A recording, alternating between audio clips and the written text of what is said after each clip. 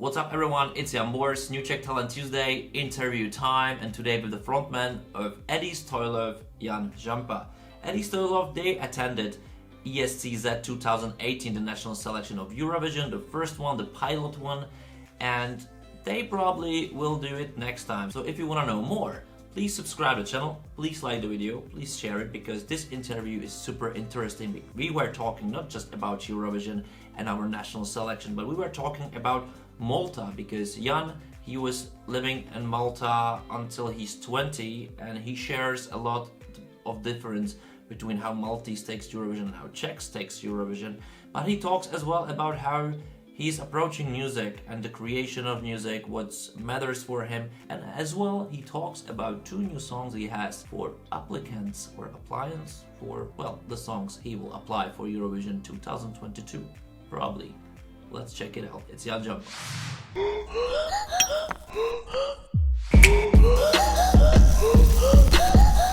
Hey Jan, I'm glad that you're here with me. How are you doing? I'm doing great. It's raining, but I'm always happy, so no problem. Thanks for calling. Yeah, it's pouring rain in here as well, but that's actually the great environment for making new music. Are you up to something? Actually, I am. I'm always up to something, actually, but when it's raining and it's more dark, it's always better for creation other than a sunny day. Because then when it's raining and dark, you don't have to work at night. And I'm preparing some new music, and really new compared to my old stuff, because I like to move forward. I don't like to stick with folk or pop or indie for ages. So as my mood changes and my friends change, the producers change and the music changes. So we are working hard now. Yeah, how has this evolution actually happened? Because when you were starting, it was a bit or very different music than actually you have now with your last single released called With You. It's incomparable. So there's always an evolution in your band, which is called Eddie Stoilow. What's gonna happen next? What can we expect? Well, back to the song. That's an exceptional song because it's compared to the death of my father, who brought me to music. So it sounds very different because it has different emotions, and it was produced in a different way and different, I don't know, completely different mood. And if anybody noticed, or I hope they will, each of my album is a mixture of. It's chaotic. Every song is different. One is electronic, the next is folkish, some bit of jazz, so it's crazy. So actually I have no system in this, except that maybe the sound changes, and as you get older, you get more ripe and mature, so that's one of the reasons that songs change, at least in my case. So now I'm trying to compare the ballad genre with electronica, but not too much of electronica because it then doesn't suit everybody. I don't really care about what suits who, but I have a boundary. So I don't like it to sound too Michael Jar or you know what I mean, not too much electronica. I always care about the feeling and the real instrument, so you can play it by the campfire first of all, and then you can play it in the club as well. So that's my aim now. Okay, how hard is to write such a song? It's easy. It's 3 minutes, or you don't make it in 3 years. It's easy. Tell me, Alberto, I'm really curious. I'm really curious how you think about how you're making music. Since I'm a kind of a multi-instrumentalist and a producer as well, I always play piano part or a bass part, not always guitar, because when I take a guitar, it pushes me into a completely different something else that I want to do. So it's usually I start with the piano and the melody, the voice melody, and then when it suits me or gives me some goosebumps, then I keep on adding new instruments. And then I give a listen to it, and if it doesn't work, I usually erase it straight away. Plus it doesn't work in the evening and use alcohol and some other stuff, because usually the first thing you do in the morning, you erase it. So you have to be sober. In my case, I work sober. Okay, how many times is it happening to you actually that you make something and then you're like in this mood, whatever mood it is, or how much substance it is? How many times you wake up in the morning and just listen to the song which you just made at night? It's like, no, this definitely not this. You know? Like 7 times a week. 7 times a week. No. I don't really. What is the percentage of those which make it to the Oh finals? yeah, the ones that happened. The percentage is 100% because I try not to compose when I don't really want to compose, or when I don't compose because I say to myself or somebody else says you have to compose. So I'm capable of walking around the piano here like for a month, but then when I sit there, usually it comes. So you're in the right mood, and usually it happens. How did you find out that the system of how you're composing the song is the one that fits you actually? The system of composing, you mean? Yeah. How did you find out that this is what you want? You know, how you want to compose the music. If you understand what I mean. Yeah, I understand. When you find yourself in composing. I found out first of all when at the beginning of the band, it was 2002. Oh my God, it's so long. We're like dinosaurs now. Hey, you look like one. Thank you. Call me T-Rex. But short hair. The first thing was yeah. The first thing was that we how much money we had to pay for an hour in the studio, and how much money the producers take from us when we were young boys. So the first thing was stop this. I'd rather set up a studio and try and learn how to do it. So I did it the hard way, because when I started, there was no YouTube really. There was no YouTube guidance and workshops, and so a few friends gave me some advice. So I really worked it hard from the 0 point. So and then finally after a few years it just happens. It's always the same way you produce. I don't change, except when I join a producer, but it has to be a friend of mine and he has to have the same feeling and approach. Then we share the work, but usually he does the same. I mean, he has the same system. So I'm lucky. Yeah. I'm lucky for this, that I have a few producers around me who work the same way. So we don't have to argue and show off and so everything is fine.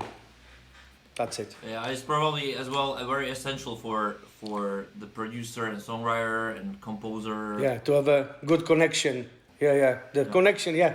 For someone, no. I know some top pop singers who don't really care, They just get a song, they get the words and the melody, and they just sing it with their beautiful voice. But I don't really like this. First of all, I cannot learn the lyrics. If somebody writes the lyrics for me, I cannot remember them. My God, not even one sentence. But I remember my own, surprisingly, always, even after 1 year of Corona.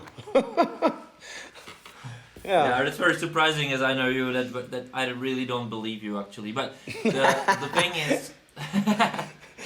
thing is, when you do such a thing, all those songs you do are kind of personal for you as well. So they're growing with you, and that make maybe as well the style change as well of your songs.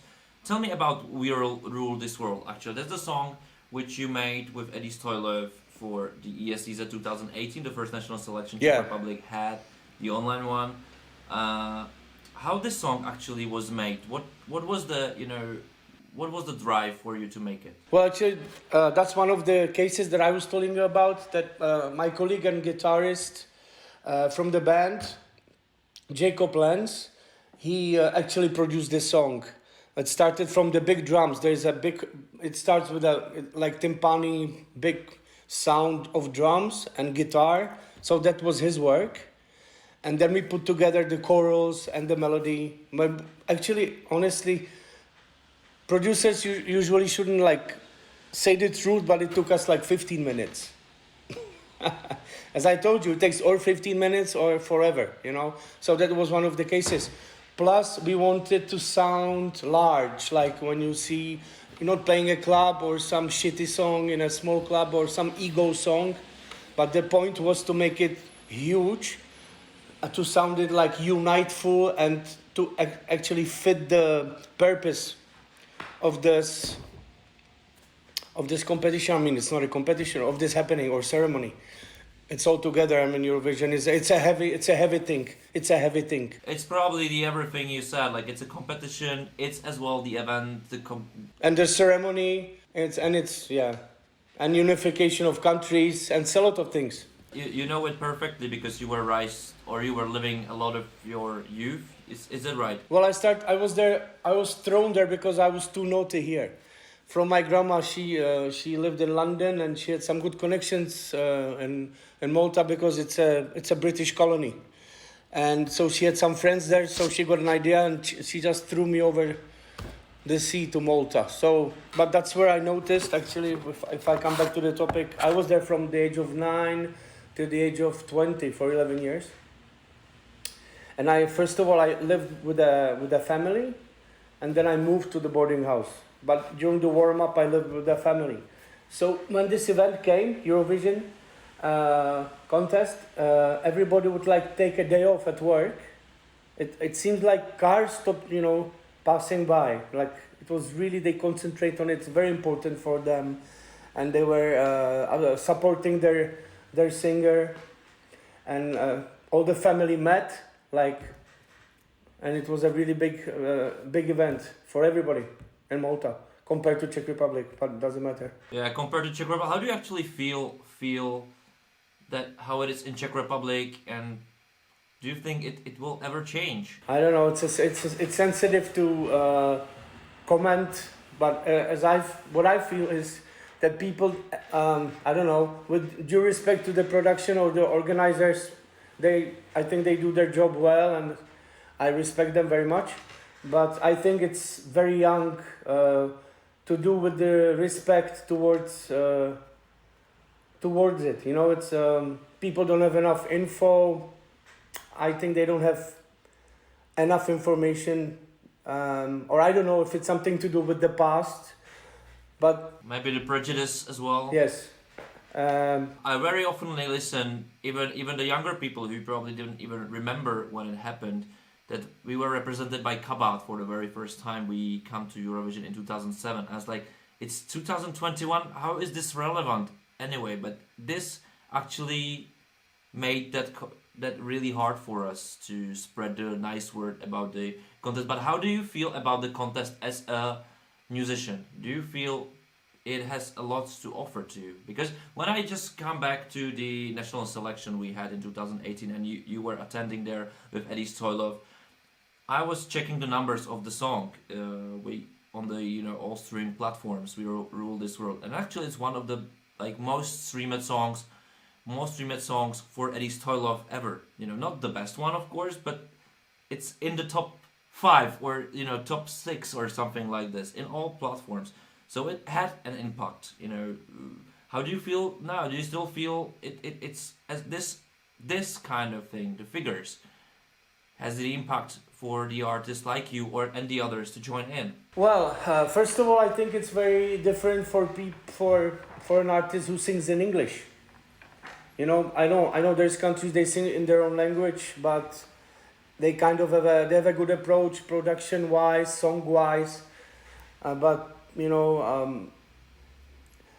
of course it's a huge thing.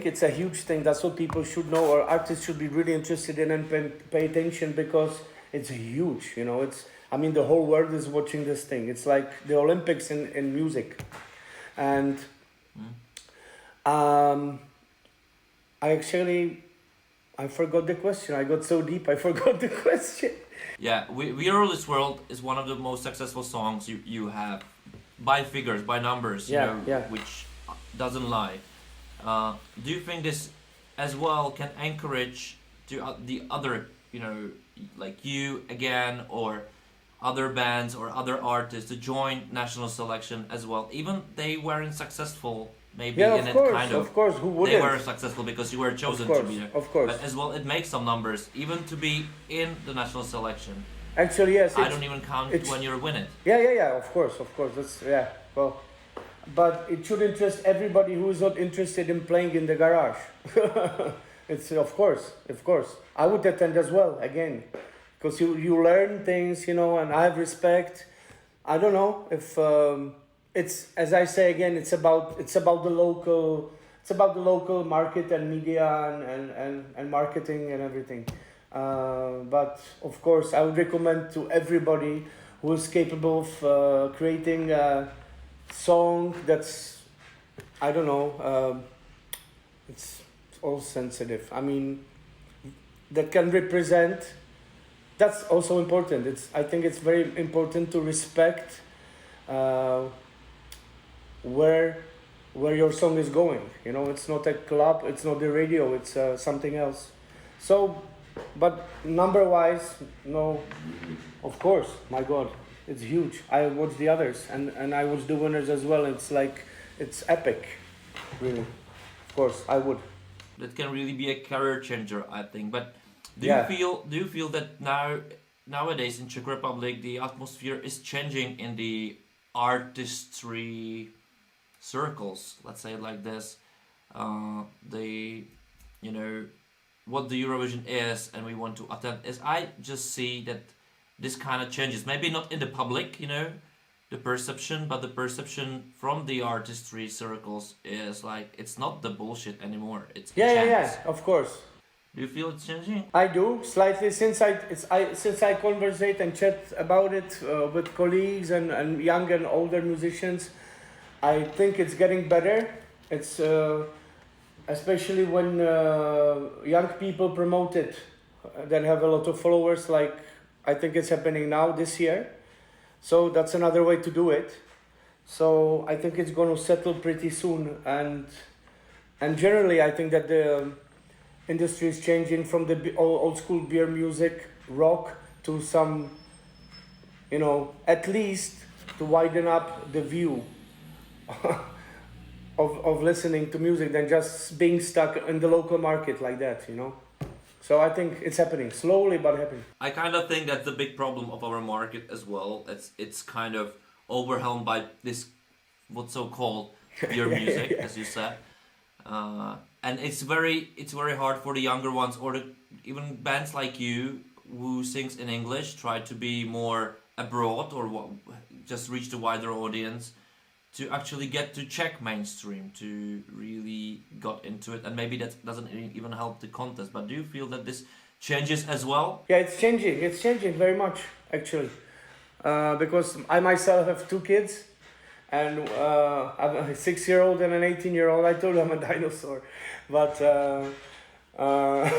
I can see it on them and their friends, you know, and my brothers as well. I have a younger brother. He's an actor, so we have a lot of musicians and actors around us, people to do with culture. So it is really changing. So, but people are listening less and less to radios. They are more likely listening to Spotify and online radios, because they are kind of fed up of the local trend. So, but that's the good news, but that's 2 separate things. You know, that's us here locally, and then there's Eurovision. So, if this connects, it's going to be good.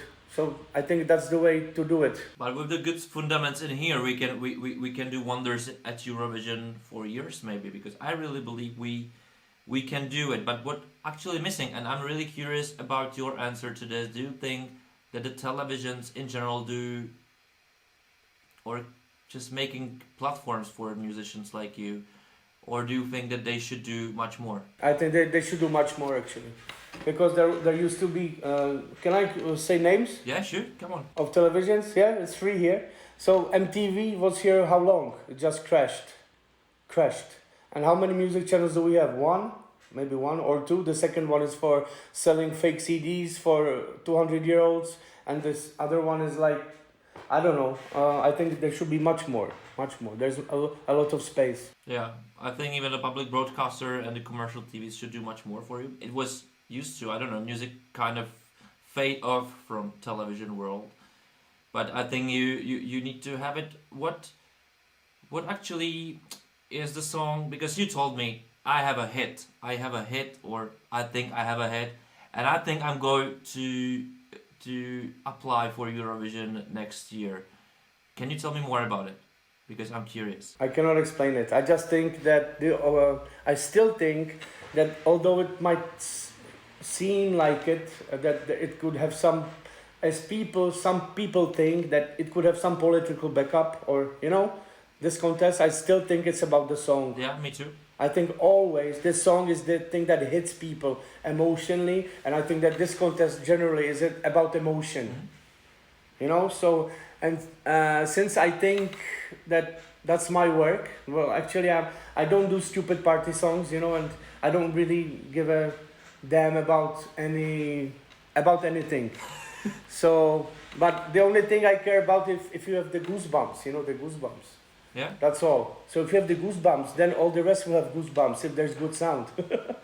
So that's the only thing. That's my only measure. I think it's just about feeling and transferring a message, and if it works on people who really listen or have emotions, then I think that's the key of the success. That's what I. Okay, now answer my question. Was the song which you're working on, and you want to apply it maybe for Eurovision? Actually, I heard 2 demos you sent me, and both are great. Why, which, both are awesome. What they're about? Thank you very much. How would you describe to my listeners? They will sound because they're still demos. What's the, what's the strategy, kind of whatever how we call it? I don't know.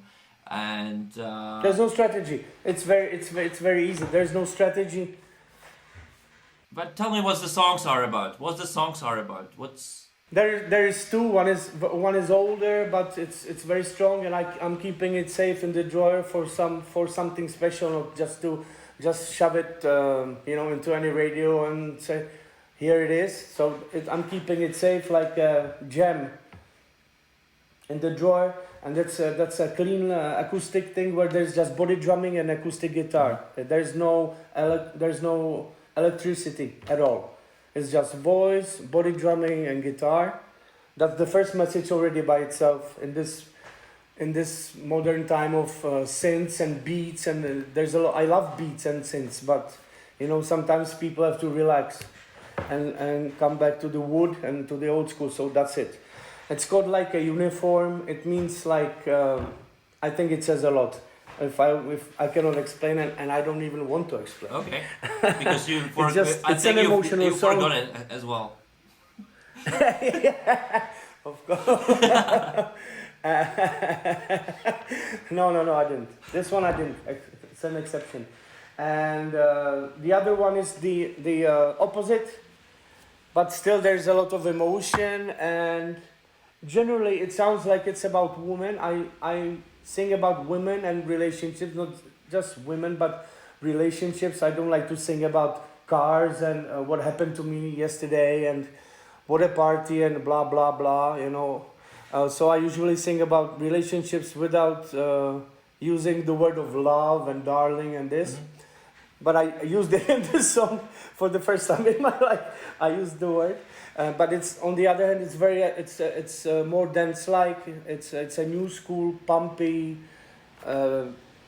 song with a beat, but still the hook is the voice and the piano, and it's very strong. I mean, it's strong. It's hard to explain. You have to listen to it. The people have to listen to it. Yeah, I listened to the demo and I liked it. I'm really curious how the final product would sound. But that's our time. I will wait for it. Thank you for having you. Actually, I'm really glad that you take time. And it took us a bit of time to really find the space to create this interview. Yeah, that's true. I'm really glad for it. So thank you, man. I hope to see you soon, personally. I thank you for inviting. It was great. Yeah, and I like the way you do it. And I'm your fan. And you're T-Rex. Thanks. Okay guys, it was Žampa. I really hope you liked his answers. I really hope you enjoyed it. I really hope you subscribe to the channel. I really hope you like the video. Pump the like button. Don't worry, it doesn't hurt. And of course, I would be glad that you share the channel and share my videos so I can reach the 5,000. I'm very close to 5,000 subs. So please do it, and please follow other Czech Talent Tuesdays, because I think that's very important to know Czech talents and their thoughts and their music. Because one day we will see them at Eurovision stage, and it's better to know them sooner than later. Well, and I'll see you next time. Bye.